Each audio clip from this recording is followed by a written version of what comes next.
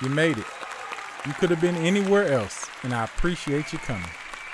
And welcome to the Prime Analyzer channel. All right, everybody calm down. Calm down now. Let's get this thing started. Let's go. Afeni Muhammad, 26 years of age, who was currently employed at McDonald's at the time that she was suspected of unaliving Jennifer Harris on Thursday, July 10th, before 8 a.m. in the city of East Point in the state of Michigan at a McDonald's at 17921 9 Mile Road. It was reported that officers were dispatched to the McDonald's location after receiving a report of a stabbing and a shot being fired. Upon arrival, they discovered that a manager, Jennifer Harris, and another employee named Afeni Muhammad had been involved in an argument, which resulted in Harris sending Muhammad home early. Muhammad informed officials that she then drove to a park before deciding to go back to McDonald's with a knife in her vehicle that was allegedly longer than 3 inches. Muhammad then returned to McDonald's. When she returned to McDonald's, she entered through a back entrance with a hooded mask over her face, with the intent to conceal her identity. Muhammad then drew the knife and stabbed Jennifer Harris possibly 15 times. A customer who was in the drive-through line intervened and fired a shot to try to stop the attack. The customer then held the suspect at gunpoint until officers arrived. Officers arrived and Muhammad was taken into custody. Detective Showers, please approach for the swear-to. Please raise your right hand. Do you swear that the information being provided is true and accurate to the best of your information, knowledge, and belief, subject to penalties of perjury? I do. Put your hand down. With regard to the defendant, Afeni Muhammad, please set forth a factual basis for the warrant request. Yes, Your Honor. On 7/10/25, McDonald's employee Afeni Muhammad stabbed McDonald's manager Jennifer Harris multiple times with a kitchen knife at the McDonald's restaurant at 17921 9 Mile. Harris was not armed at the time and died of her injuries. Prior to the stabbing, Muhammad was sent home by Harris for not performing her work duties and told Harris, "I'll be back." Muhammad was arrested on scene and the knife was recovered. Muhammad admitted that she intended to kill Harris and stated that after she was sent home, she drove to a nearby park, decided to come back and stab Harris with a knife that she had inside of her vehicle. When Muhammad returned to stab Harris, she entered the back entrance with a hooded mask over her face in an attempt to conceal her identity and attempted to flee the scene after the stabbing, but was stopped by an armed customer. And the requested charges are murder in the first degree, count 2, dangerous weapon carrying with unlawful intent, and there's a habitual second notice offense. Is that correct? That is correct, Your Honor. The warrant is being signed and we can proceed to arraignment. Thank you, Your Honor. Calling file number 25354, People versus Afeni Badu Muhammad. Counsel appearances for the record, please. Good afternoon, Your Honor. Sean Hayes, on behalf of the people. Thank you very much, John. Please, this honorable court, Matthew McConaughey, on behalf of Mrs. Muhammad, who does appear to be a Zoom. Your name, please, ma'am? Afeni Muhammad. Very good. You're here today for arraignment on the charges of murder in the first degree, premeditated, count 2, carrying a weapon with unlawful intent, and a habitual second notice. Mr. Licata, how does your client wish to proceed? Thank you very much, Your Honor. At this time, my client is asking the court to enter a not guilty plea, and this matter set for a probable cause conference at the preliminary exam. I have advised my client of her rights, as well as the charges against her and the potential penalties. We are ready to proceed on those grounds. Very good. Ma'am, do you understand the nature of the charges against you to your satisfaction after talking to your attorney? Yes. Very good. I will go ahead and enter a not guilty plea on your behalf. Are you requesting a court-appointed attorney? Yes. I will appoint an attorney to represent you. We'll set this matter for a probable cause conference on July 23rd, 2025 at 1 p.m. The preliminary examination will be on July 30th, 2025 at 1 p.m. As to bond, Mr. Licata. Thank you very much, Your Honor. Just briefly, my client is 26 years old, does live in the great city of East Point. Your Honor, my client is a high school graduate. In fact, is actually was taking some online classes for college for a physical therapy degree. Your Honor, there are some disturbing facts in this particular matter, but there are facts that haven't been brought out yet, and my client is extremely anxious to have those facts brought to light during the pendency of this case. She was in an extremely abusive relationship that was not only mental but physical, that involved alcohol issues, which is where the habitual second stems from, and her prior record. Your Honor, my client is a helpful person. She's a giving person. She's actually is credited with saving a life because of a 60-year-old who had skin cancer that she made go to the doctor to find out that that's exactly what it was, and that person is doing extremely well right now. I understand the facts that have been laid out today in the warrant, but at this time, Your Honor, we are asking the court to consider a bond in this manner that is appropriate, that my client can meet so that she could meet with her attorneys and prepare her defense in this manner. Thank you. Thank you. On behalf of the people? Yes, thank you, Your Honor.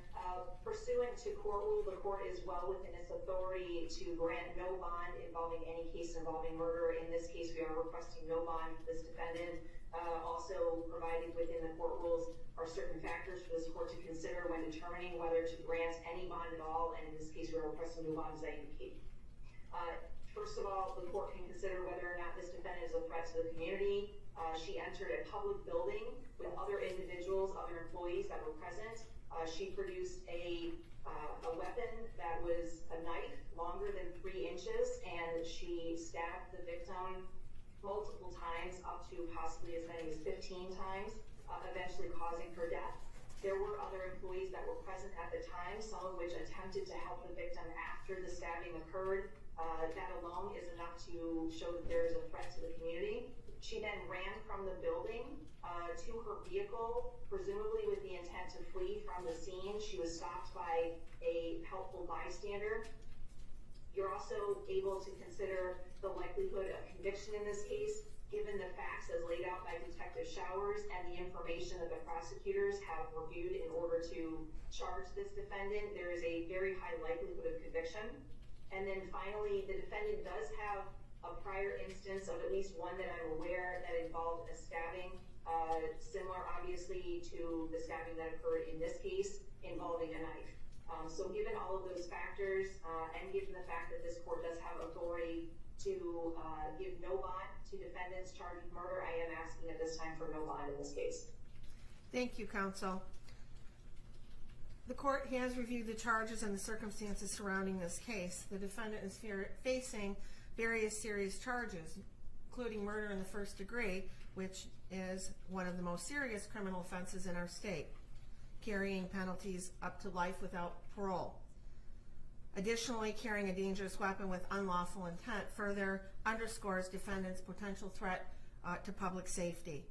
Defendant has a prior criminal record out of Virginia for malicious wounding.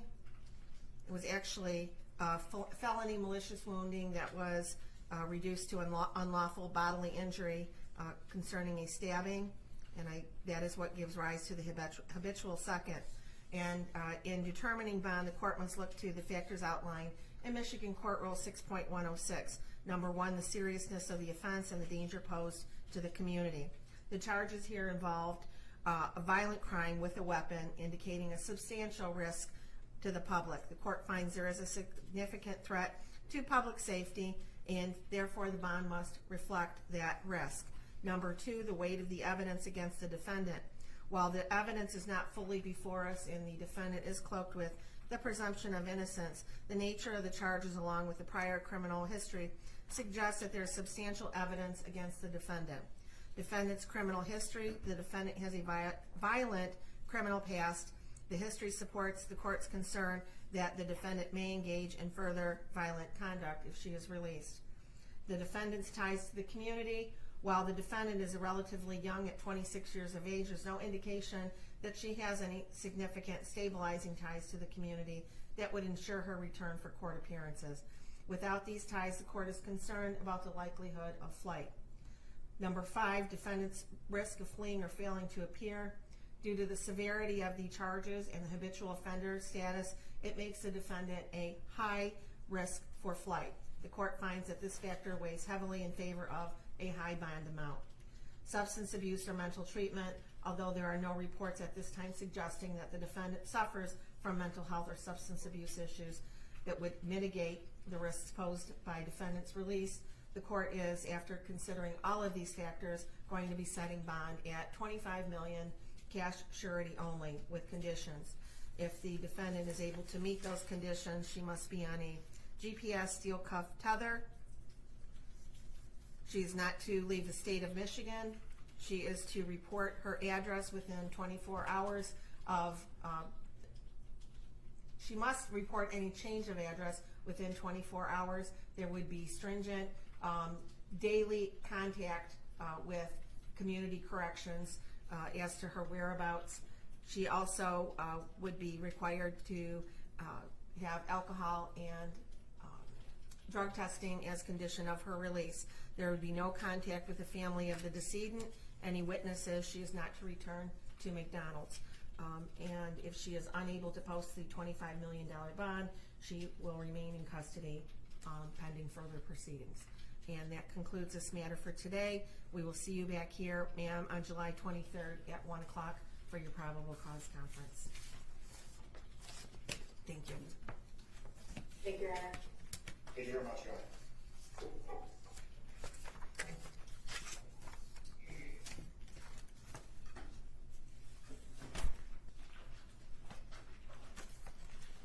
You're all set, ma'am.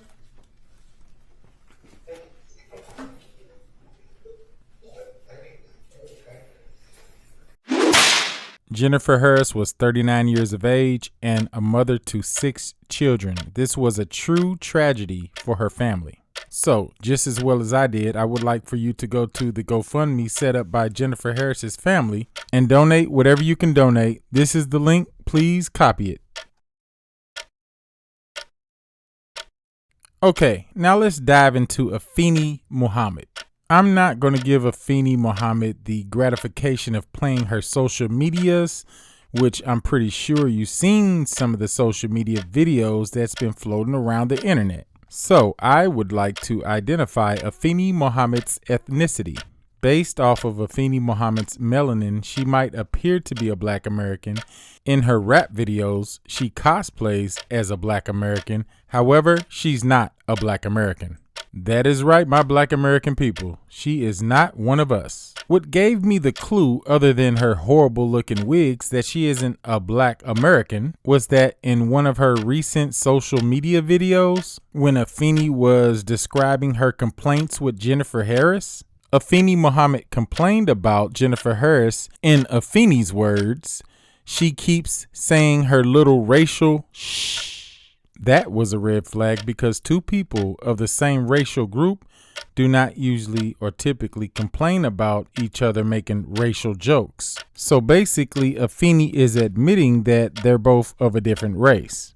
Another clue that Afeni Muhammad isn't a foundational Black American is the choice in which she used to carry out this heinous act of violence with a knife. That is not typical with our Black American culture to do those type of actions. For Afeni to use that horrific style of unaliving Jennifer Harris is not typical of our Black culture at all.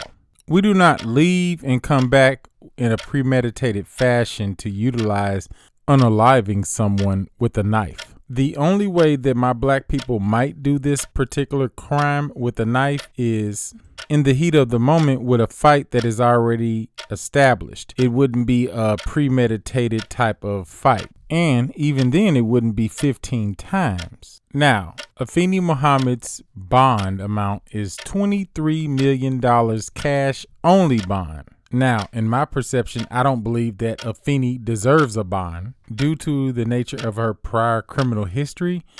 She worked at Taco Bell and allegedly stabbed someone there as well. I believe that constitutes as a threat to public safety. However, the bond amount is so high that it's a low possibility that Afeni Muhammad will have that type of money to pay for the bond anyways.